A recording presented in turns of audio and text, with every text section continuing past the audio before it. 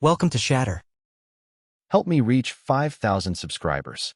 Support the video with a like and leave your thoughts in the comments. She said it in front of people, and that's what froze me. We were standing in the lobby of our apartment complex, the kind of place that always smells like Bath and Body Works candles because she buys them in bulk, pretending it makes our home warmer than it actually is. She had a Starbucks cup in her hand, still warm, still fresh, still more alive than anything she'd shown me in months. And when I reached for her waist, the way I used to, she stepped back like my touch was static. Then she laughed. Not loud, not cruel, just detached. And she told her coworker, not even looking at me, that I'd turned predictable, like routine was a flaw she had to apologize for. That word hit harder than anything she'd ever said to my face. Predictable. Meanwhile, the guy she was smiling at in the parking lot lately, the neighbor, the fitness trainer everyone in the complex seemed to know, he was excitement. He was energy. He was nearby. I saw the way his eyes followed her when she passed his building in those work outfits she ordered off Amazon. I wasn't stupid. I just didn't want to believe the shift was real. But something in me went quiet right there in that lobby. It wasn't anger. It wasn't jealousy. It was recognition. That moment when you finally understand someone stopped choosing you long before they stopped touching you. She didn't notice my silence. She just kept sipping her coffee and fixing her hair in the lobby mirror, already somewhere else in her head.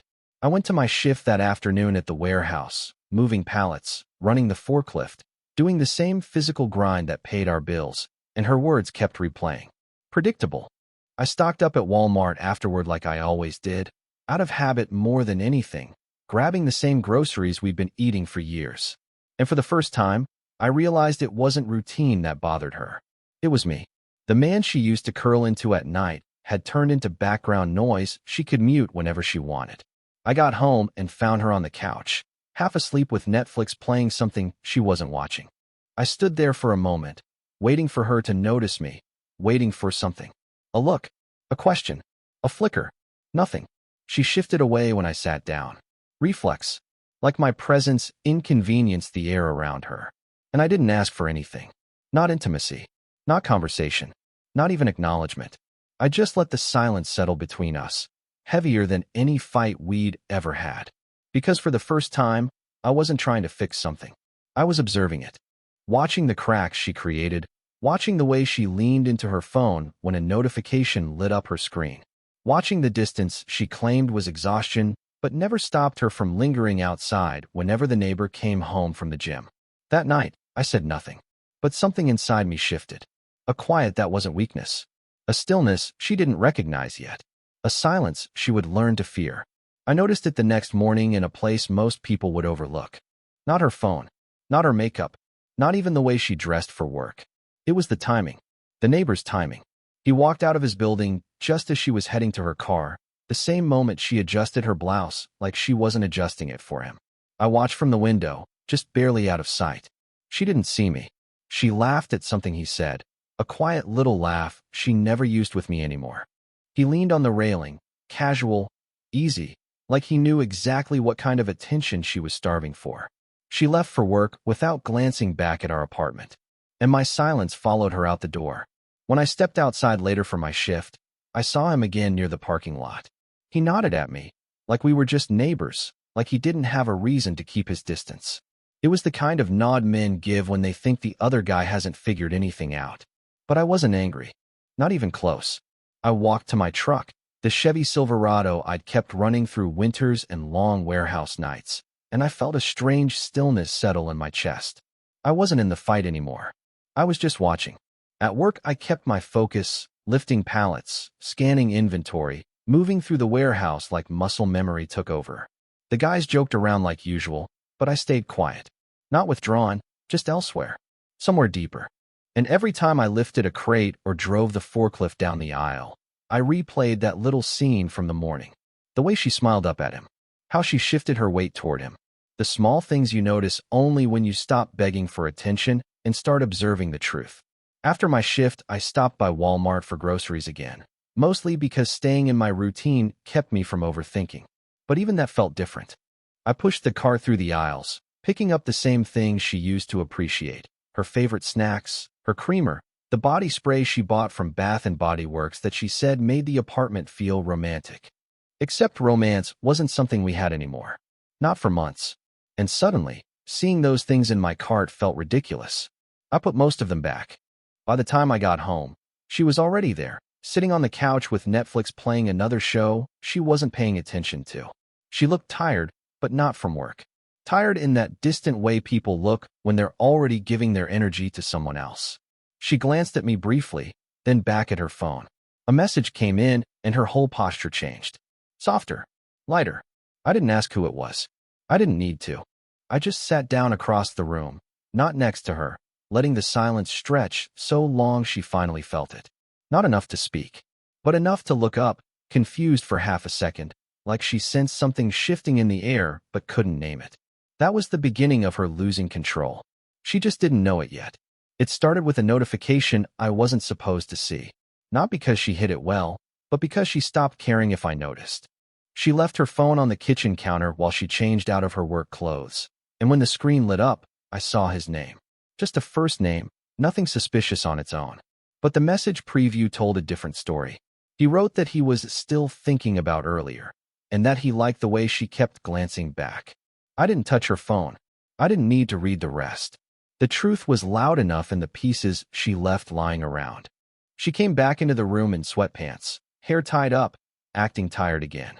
She opened a Bath and Body Works candle like she always did when she wanted to signal that she was done for the night, the same way she'd been signaling for months. That sweet smell was supposed to feel like home. Lately it just smelled like a cover-up. I watched her for a second, not with anger, but with a kind of distant clarity I didn't know I had. She grabbed her phone, saw the message, and smiled faintly at the screen. Not at me. Not even close. And I saw her delete the preview without opening it.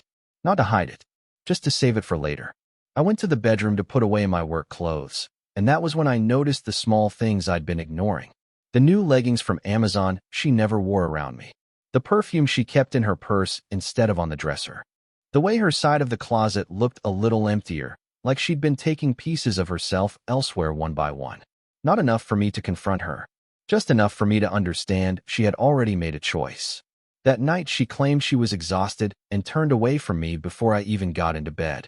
The same rehearsal. The same distance. I lay there staring at the ceiling, listening to her breathing, realizing it wasn't the sound of someone resting.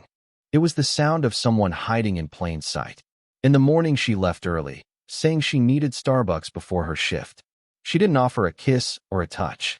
She barely offered a look. The door closed behind her, and for the first time, I felt no urge to follow her with questions or hope. Instead, I walked through our apartment slowly, like I was seeing it for the first time. The unmade bed, the half-used candle, the clothes she picked with someone else in mind. And then, tucked under a stack of mail, I found the small proof I didn't expect. A receipt from the gym she never told me she joined, his gym. I held it for a moment, then slipped it back exactly where I found it. I wasn't gathering ammo. I wasn't planning a confrontation. I was just watching the truth fall into place, piece by piece, exactly the way she never imagined I would. The day I disappeared didn't begin with a plan. It began with a feeling, one I hadn't let myself acknowledge until that morning. She left before sunrise, moving quietly, almost carefully, like slipping out early gave her plausible innocence. She grabbed her purse, checked her reflection in the hallway mirror, and whispered that she needed Starbucks before her shift. She didn't wait for my response. She didn't expect one. And for once, I didn't offer anything. When the door closed behind her, the apartment fell into a silence I hadn't heard in months. Not tension, not disappointment, just clarity. A kind of cold air that filled the spaces she'd emptied long before I ever thought of leaving. I walked into the kitchen and saw the half-full Bath and Body Works candle she'd left on the counter. She only lit those when she wanted the place to feel like something it wasn't. I blew it out. The smoke curled upward, thin and quiet, disappearing faster than anything she had given me lately. I didn't rush. I didn't panic. I didn't shake. I moved slowly, methodically, like my hands knew what to take before I even thought about it. My documents. A few clothes. Work boots. Tools. The small things that belonged to me, not to us. The closet looked different when I packed, like the truth had rearranged everything overnight. Her side was filled with outfits she wore everywhere but home. Mine was practical, untouched, the wardrobe of a man who stopped being seen long before he stopped being wanted. I grabbed 2 duffel bags and set them by the door. Then I stood in the living room for a moment, letting my eyes follow the shape of the life we'd built. The couch where she fell asleep to Netflix instead of to me. The hallway where she checked her phone instead of asking about my day. The kitchen where she smiled at messages that weren't mine. It all made sense now, in the quiet. Every piece of it.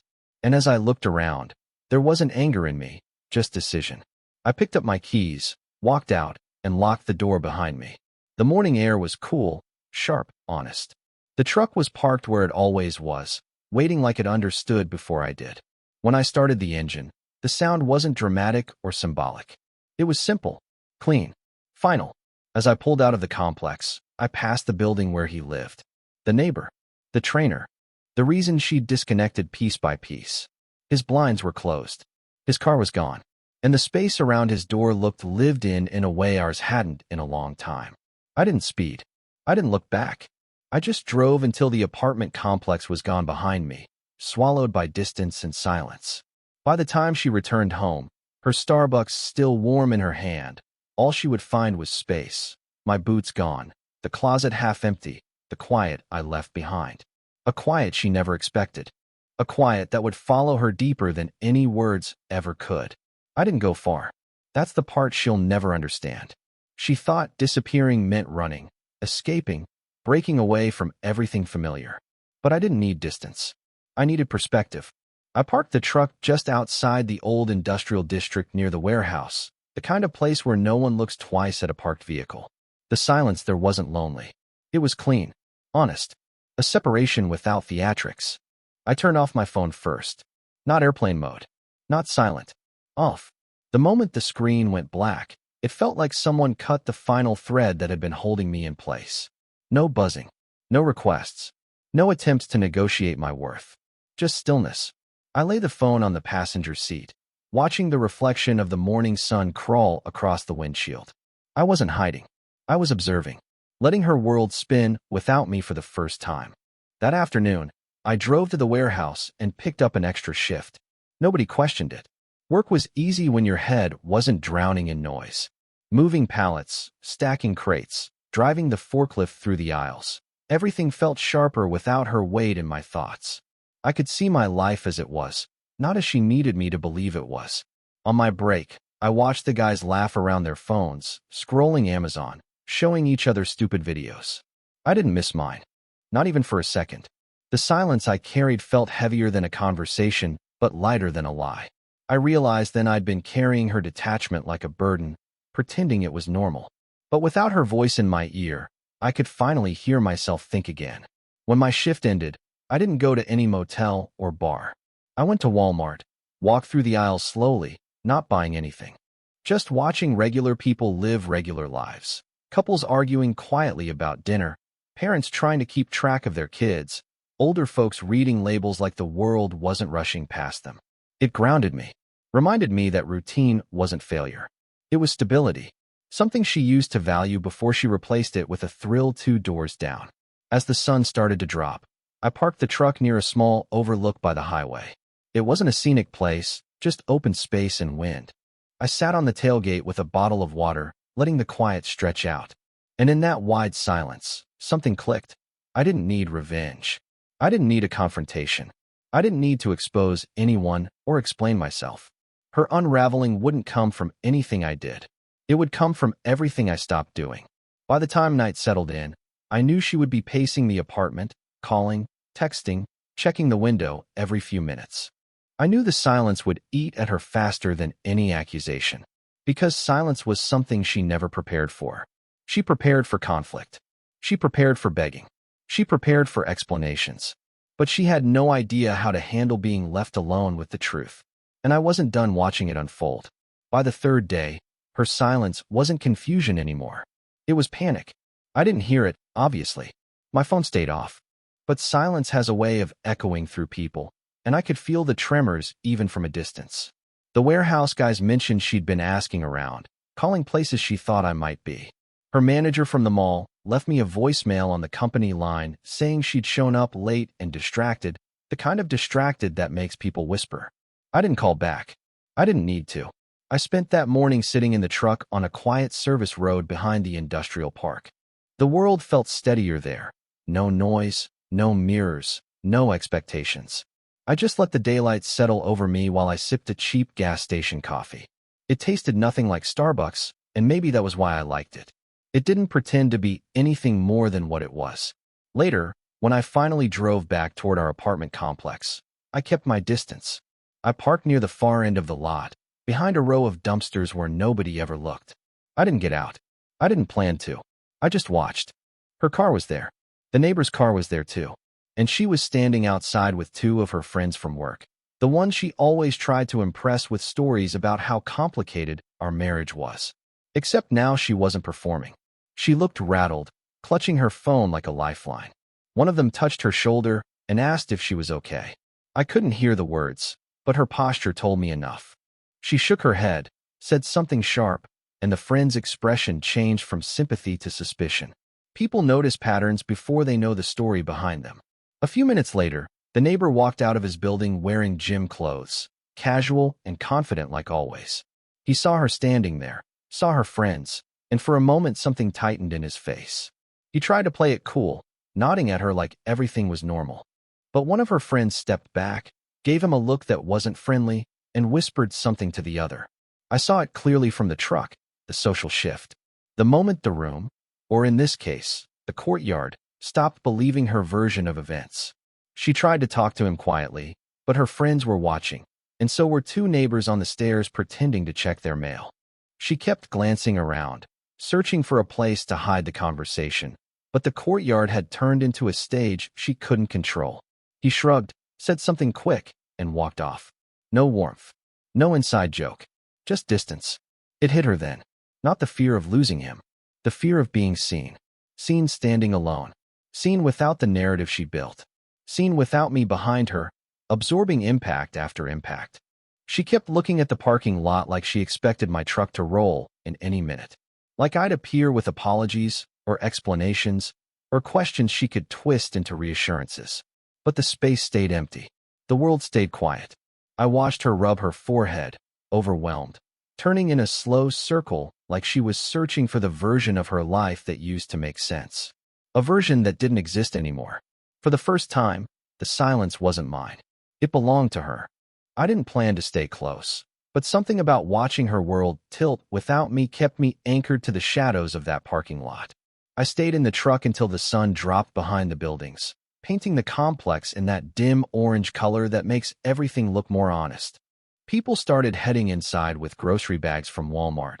Kids ran up the stairs dripping from the pool, and she was still out there, pacing, checking her phone, walking a few steps toward the entrance before turning back. Like she was waiting for a version of me that didn't exist anymore. I finally drove to the far edge of the complex and parked where I had a clean line of sight to our apartment windows. I didn't go inside. I didn't even step out. I just watched the lights flip on one by one. When our living room light came on, she stepped into view, moving like someone who was trying to keep busy just so her thoughts wouldn't catch her. She picked up the Bath and Body Works candle I'd blown out, stared at it for a long moment, then set it aside like she couldn't bring herself to light it. Maybe she didn't want another reminder of the comfort she'd burned through. Eventually, she disappeared into the kitchen, grabbing things, putting them down, picking them up again. This restless, anxious choreography she was never supposed to perform. She wasn't built for uncertainty. She was built for attention, for validation, for the thrill of always having someone orbiting her. Without those things, she didn't know who to be. I watched her check the window every few minutes. Sometimes she'd straighten up like she'd just heard something outside, then sag when nothing happened. She tried calling again, pacing with her phone pressed to her chest the way people hold on to hope when it's slipping through their fingers. But my phone was still off, buried somewhere in the glove box. Silence wasn't just my shield anymore. It was her new gravity. Around 9, she sat on the couch with Netflix playing, just like always. But this time she wasn't pretending to sleep or ignoring me. She wasn't even watching the screen. She was staring past it, unfocused, her leg bouncing as she refreshed her messages over and over. waiting for anything. For me. For him. For someone to choose her. I stayed until the neighbor came home from the gym. He walked across the courtyard slowly, scanning the windows like he already knew she was watching. When he saw her silhouette inside the apartment, he hesitated. He didn't go to her door. He didn't text. He didn't even wave. He just kept walking, head down, like proximity wasn't worth the risk anymore. And that was when I saw her crack. She stood up fast, walked to the window, and pressed her hand against the glass like she could pull him back with a gesture. But he didn't turn around. Not once. Not even for a second. The distance I'd created had become contagious. I leaned back in the truck seat, letting the quiet close around me. The same quiet she'd used to push me out of our home was now pulling her deeper into her own isolation. I wasn't gone to punish her. I wasn't gone to expose anything. I wasn't even gone to win. I was gone because stepping away was the only way to see who she really was, and who I had become. And from the look on her face in that window, she finally understood the truth. She hadn't lost a man who needed her. She'd lost a man who stopped needing anything from her at all. She found me on the 5th night, though she didn't realize it at first. I'd parked the truck near the back exit of the complex, far from the main courtyard, where the dumpsters cast long shadows across the pavement. I wasn't hiding. I just wasn't revealing anything before I was ready. The silence had to do the work, and it was doing it well. I saw her before she saw me. She walked out of the building fast, her movements tight and unfocused, the kind of rushed steps people take when they're running from their own thoughts. She kept glancing at her phone, like refreshing the screen would change something. She wasn't crying. She wasn't that kind of person. But her face had a stiffness I'd never seen on her before, like every muscle was fighting to hold itself together. She stopped near the row of trash cans, breathing hard, pressing her palm against her forehead. She looked around the empty lot, expecting me to appear from some corner, expecting the old version of me, the one who chased her mood swings, tried to fix the unfixable, begged for clarity she never intended to give. But all she found was the night and the hum of distant traffic. I watched her sink down onto the curb, elbows on her knees, fingers gripping her phone. She opened Netflix for a second, maybe out of habit, maybe hoping it would distract her, but closed it immediately. I could almost feel the panic radiating off her. She wasn't used to being alone with herself. She wasn't used to silence that didn't obey her. After a while, she stood up and slowly walked toward the corner where my truck sat hidden in the shadow. She stopped about 20 feet away, like she sensed something but couldn't see it clearly. She whispered something under her breath, just a few words, but her voice cracked, and that crack told me everything. Her confidence was gone. Her script was broken. She didn't know what part she was supposed to play anymore. She finally turned to go back inside, shoulders slumped, moving like she'd aged 10 years in 1 week. And that was the moment I stepped out of the truck. I didn't walk toward her fast. I didn't call her name. I didn't demand anything. I just closed the door behind me quietly, letting the sound travel across the lot. She froze mid-step. Her back stiffened. She turned slowly, like she was afraid the silence had taken shape behind her. Our eyes met, and I saw everything at once. Her guilt, her fear, her confusion, her longing. She tried to speak, but nothing came out. Her lips trembled slightly, the only sign she was breaking. I didn't fill the silence for her. I didn't rescue her from the moment. I just stood there with a calm she couldn't touch, couldn't predict, couldn't control. For the first time since all of this began, she was the vulnerable one, the exposed one, the one battling for ground. And I was exactly where I needed to be, present, silent, unshaken. A man she could no longer read. A man she could no longer manipulate. A man she suddenly realized she might lose for real. She stood there in the middle of that empty lot, frozen in place, as if the night itself were holding her still. When I finally stepped into the thin spill of light from the back entrance, she took a small, involuntary step toward me, then stopped, realizing she no longer knew what she was allowed to do. The power shift wasn't loud. It wasn't dramatic. It was quiet, steady, undeniable, and it was written all over her face. She tried to speak again, but whatever words she thought she had prepared disappeared. Her shoulders sank. She swallowed hard. Her eyes searched mine for some sign of the man she remembered, the one who bent, softened, compromised. But that version of me had burned off in the silence. What stood in front of her was the man I was long before she drifted away. Only sharper now. less reachable. She finally managed to say something small, something tentative, something that was supposed to pull me back into orbit. I didn't respond.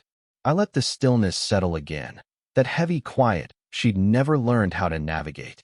She looked down at her hands, then at the pavement, then at the building behind her, anywhere but at the truth. When I did speak, it wasn't a speech. It wasn't an accusation. It wasn't a question. It was a simple acknowledgement of presence, nothing more.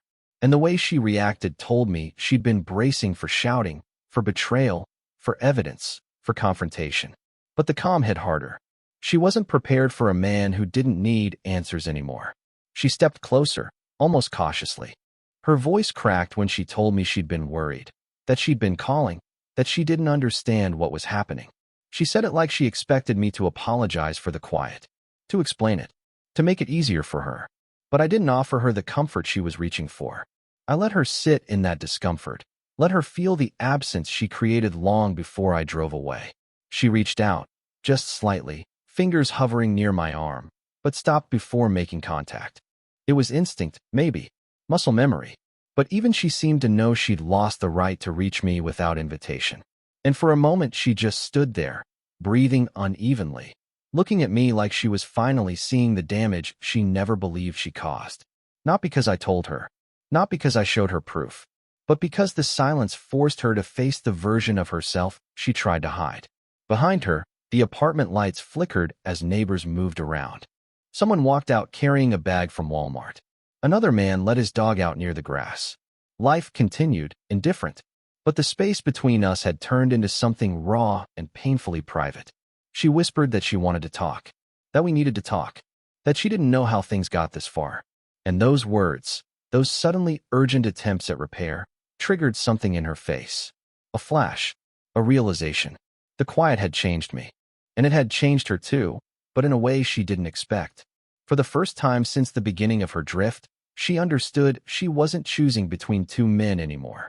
She was fighting not to lose the only one who ever really chose her with intention. She didn't follow me right away when I turned toward the open lot. She hesitated, like crossing those few steps meant crossing into a truth she wasn't ready to face. I kept walking, slow, steady, letting the night settle between us. I didn't leave. I just let distance choose its own shape. When she finally started moving, her steps were uneven, her breath shaky in a way I'd never heard from her. Not even during arguments. This wasn't anger. This was collapse. I stopped near the edge of the lot where the streetlight hummed softly, flickering like it couldn't decide whether to stay lit. She approached carefully, hands clenched at her sides, trying to hold her composure together. In the faint glow, she looked smaller, stripped of the confidence she wrapped herself in at work, stripped of the flirtatious spark she carried around the neighbor, stripped of the coldness she used to freeze me out of our home. She asked again if we could talk. Her voice wasn't sharp now. It was thin, fragile, carrying the weight of someone who finally realized she had run out of versions to hide behind. I didn't answer immediately. I just stood there, letting the quiet settle between us the same way she used it to push me away for months.